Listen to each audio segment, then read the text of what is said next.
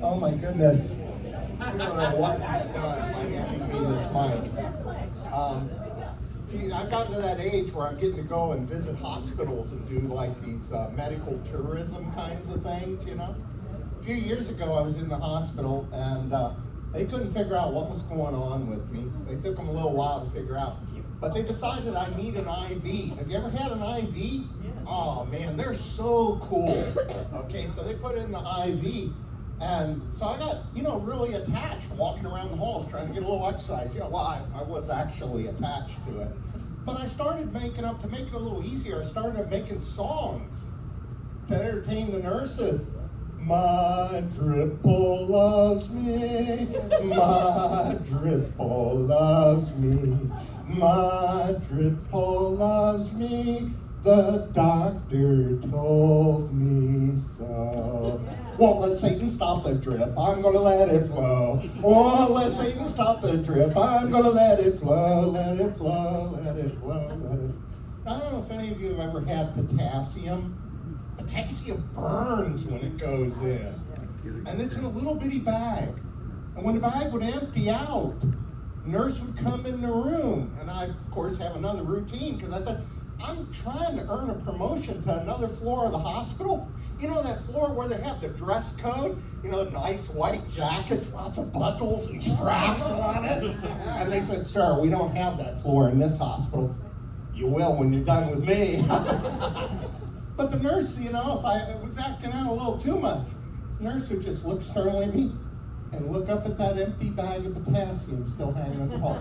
Look back, okay, I'll behave. All right, okay, I get it. But they decided at one point that I needed a nasal gastric tube.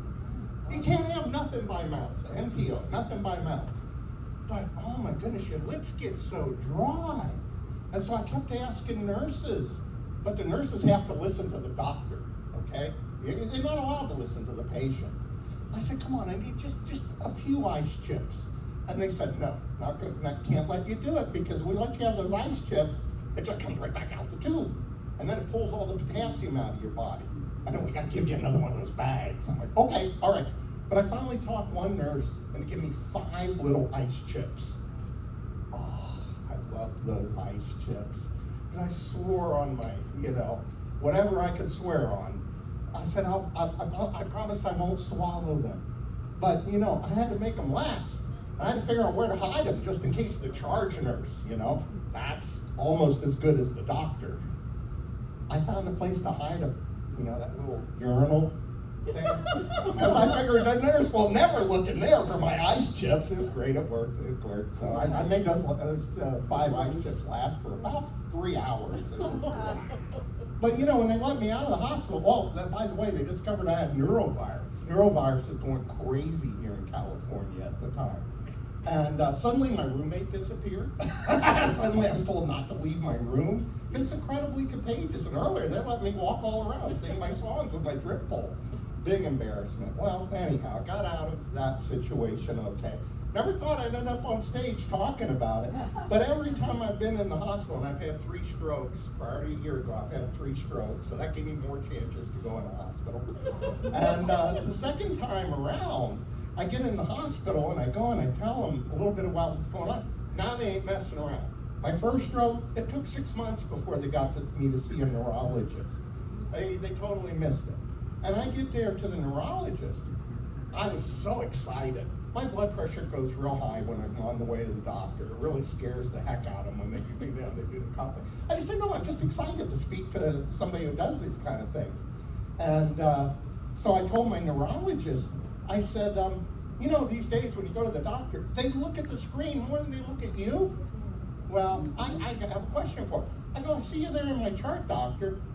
Did they get it correctly in my chart that I came out of the closet 3 years ago? Because it's California, I can identify as whatever I want. I tell them, I identify as an 11-year-old, and if I behave myself, I expect a lollipop. And they go, I'm sorry, sir, our clinic doesn't have any lollipops. But we might be able to find you a sticker. Yes, I love stickers! And whenever my clinic gets a new nurse, they always have that nurse call for me. But by the time I get to the part about the stickers, and I go, yes!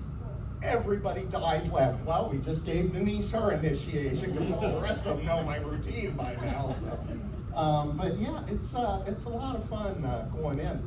Every time I've been in the hospital, I made up new humor. By the way, you don't see any piercings on me, but I really fell in love with those IVs. I thought, can I, keep this? It's the only piercing I've ever had that I like. But no, they don't let you keep them when you leave the hospital. I don't understand why. Well, I've had a couple of operations recently. That's a lot of fun. I follow a bunch of anesthesiologists on Facebook.